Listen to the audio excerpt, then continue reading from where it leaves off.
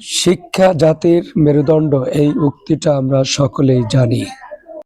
শিক্ষা হলো সবচেয়ে শক্তিশালী অস্ত্র, যা দ্বারা আপনি পৃথিবীকে বদলে দিতে পারেন। শিক্ষার শিকড় কঠিন, কিন্তু ফলটা খুব মিষ্টি।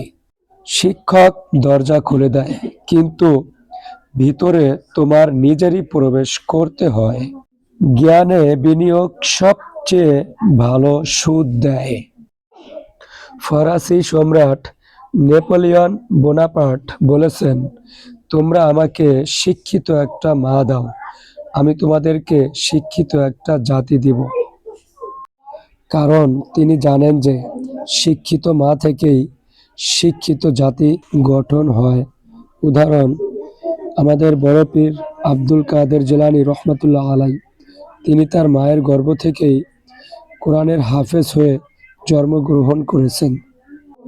শিক্ষার্থীর শিক্ষা শেষ হয় পরীক্ষার মধ্য দিয়ে। আজ আমার স্টুডেন্টদের পরীক্ষা চলতেছে, সবাই দোয়া করবেন।